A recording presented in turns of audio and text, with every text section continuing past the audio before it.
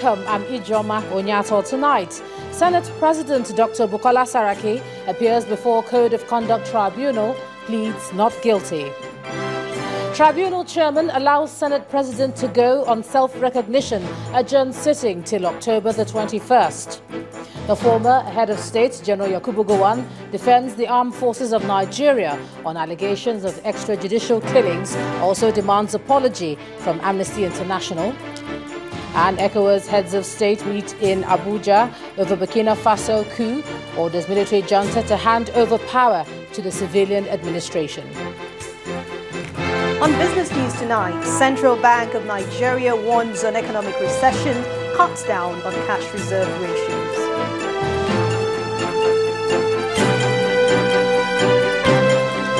And on sports news tonight, English Football Association overturns Gabriel Paulista's red card and suspends Diego Costa for 3 games.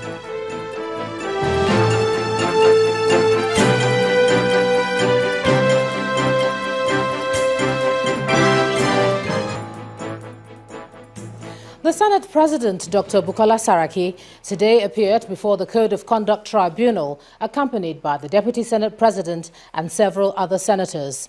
Legal fireworks then ensued between the two counsel on the competence of the tribunal to carry on with the case. Dr. Saraki is being charged for alleged false declaration of assets as governor and senator.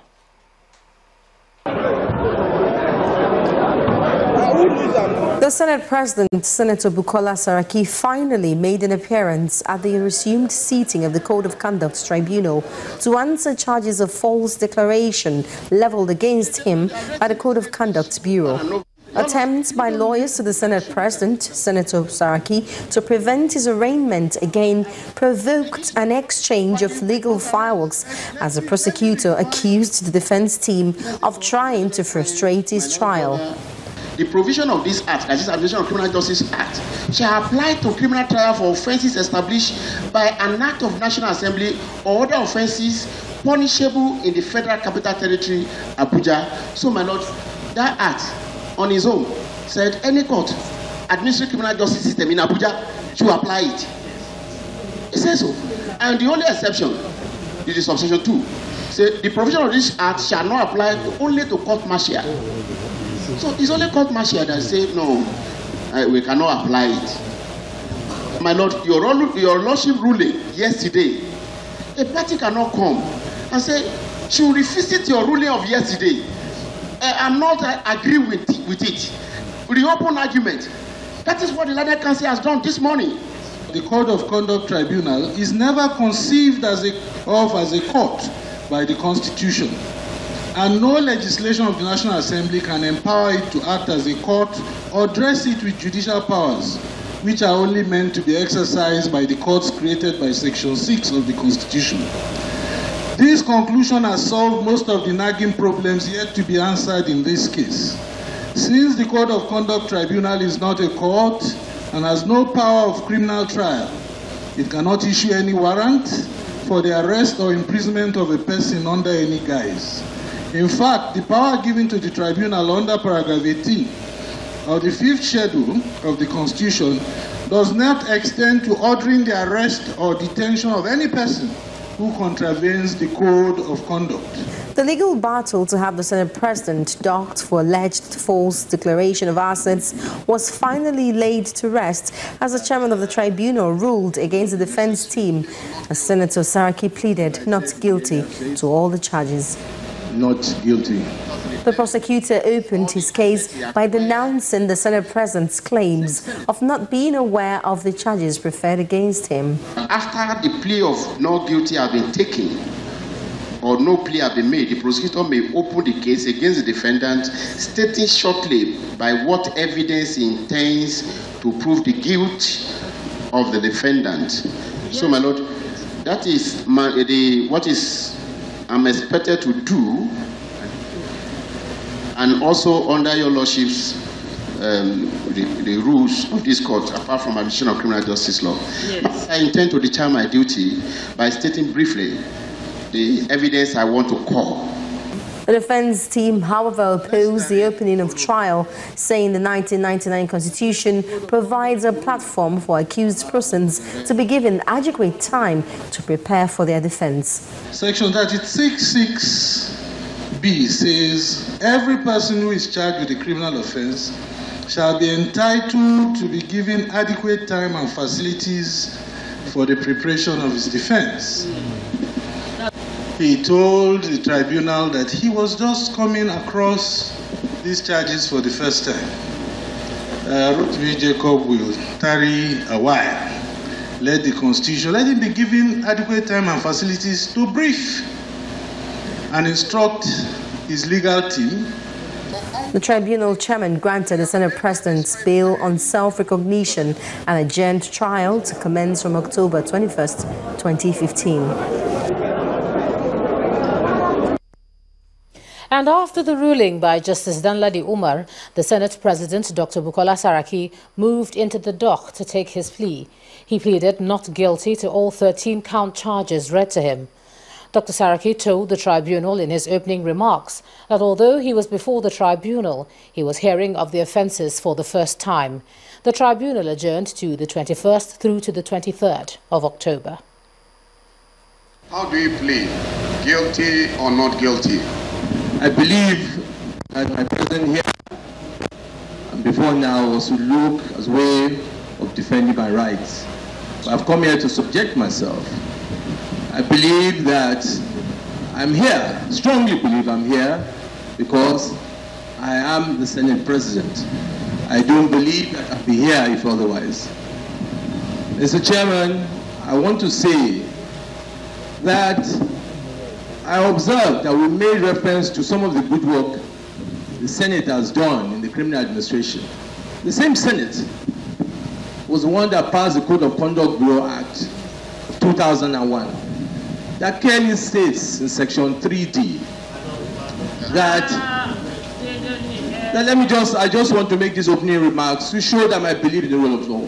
Section 3D says there that if there is a breach of the asset declaration, the Code of Conduct Bureau shall refer the matter to the Code of Tribunal after giving the person an opportunity to either confirm whether those facts are true, and if he admits, the matter shall not be referred to the tribunal. Mr. Defendant. Well, I will now go ahead. I will now go ahead because I want to explain why, Chairman, I will now go ahead and accept. I just wanted to state that for you to understand as a layman why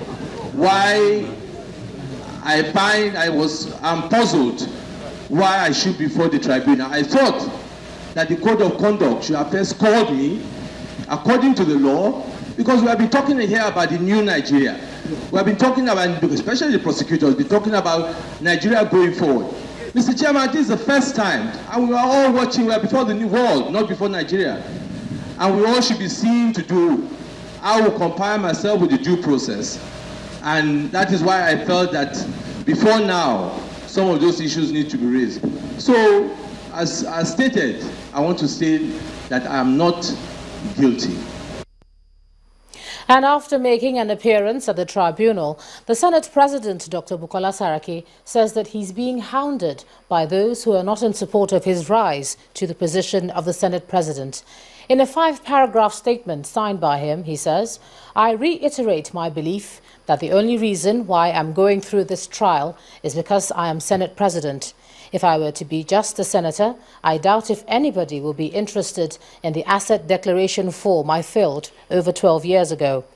He also says that the trial is one which will always be a referral to students of law and the international community.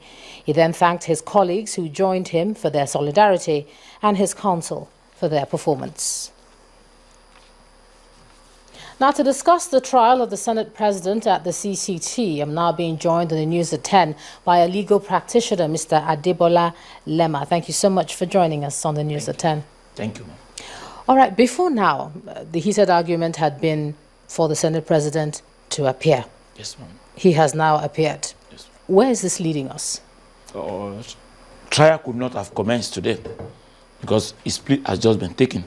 And from the way the court has adjourned, now the court has adjourned to the 21st, to the 2nd and 23rd of October for the prosecution to open his case. And when he opens his case, it calls evidence. And evidence comes in before the defendant is called to come and defend the allegation against him. Well, you see, before the opening of that case, there are many objections, even from the defense. I'm just going to let's look at the issue of jurisdiction, for instance. Yes. Hearing the matter, seeing what the defense counsel, Mr. Joseph Daudu, had said, he's relying on the 5th schedule of the Constitution, paragraph 18, 1 and 3, to say that the CCT is not a court that can try criminal cases, etc. The tribunal chairman didn't see it that way. How do you see it? You know, opinion differs. And like Leonard Sik, with due respect, has his own view. His own view is that the CCT cannot try a criminal offense. I disagree.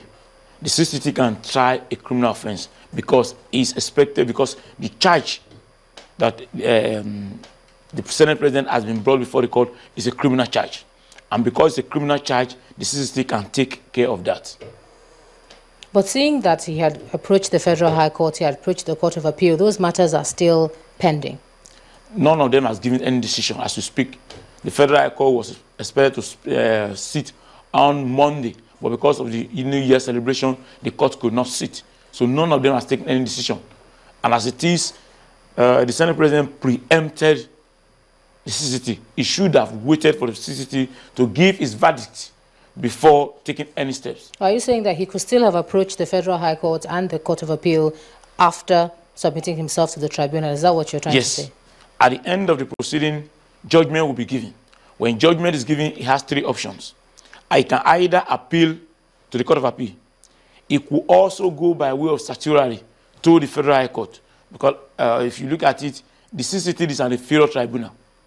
And since it's an inferior tribunal, the Superior Court can still test whatever they have done, which is taking the entire proceeding before the Federal High Court, for the Federal High Court to look at it, whether they comply with the provisions of the law, whether they comply with the jurisdiction of their own establishing act, the CCT Act, as well as the Constitution. And if they fail to do that, then the court will set aside whatever the decision the CCT has taken. Let me just draw your attention to what the defense had said in their reaction after the proceedings. They had said that we are dissatisfied with the conduct of proceedings today, and the supervisory jurisdiction of a superior court must be invoked to determine whether or not this kind of process can continue. As at Monday, the Senate President has filed an appeal before the Federal High Court, but the matter could not have been heard. When you file an appeal, there are processes.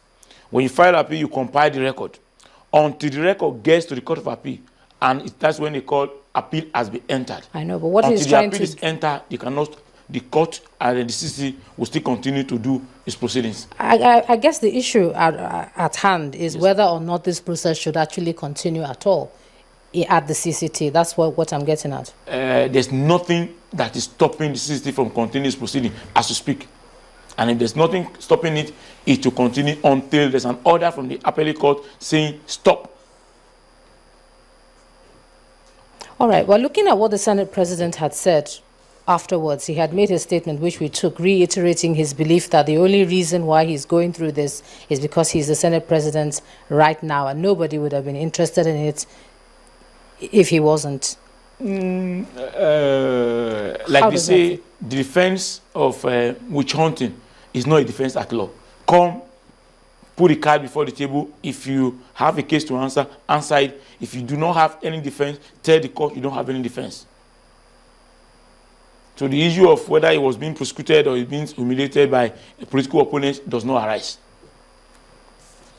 Indeed. But in terms of the political implication of what is transpiring today, let's leave that. Let's look at the legal side of it. In terms of competency of the CCT is what we're actually trying to find out. Do you agree at all with what the defense is putting forward?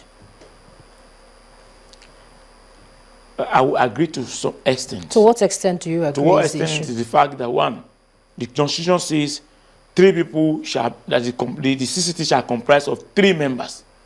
As we speak today, 2 members are sitting.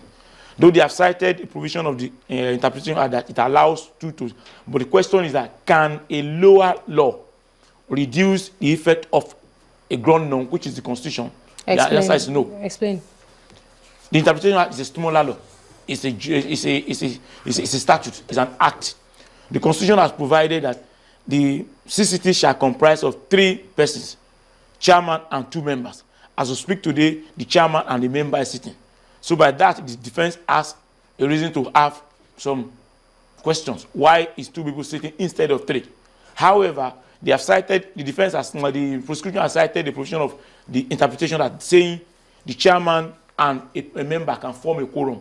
The question, that is legal question, is can a lower law subtract from the provision of the Constitution? Because by the provision of Section 1.3 of the Constitution of the Federal Republic of Nigeria, any law that is against the provision of the Constitution is void to the essence of that inconsistency. All right, legal practitioner Mr. Adebola Lema, thank you so much for joining us on the news at 10 tonight. Thank you. In part 2, after the break, former governor of Bayelsa State, Timipre Silva, wins a controversial APC governorship primaries in an election boycotted by 16 out of 19 aspirants. Do join us again.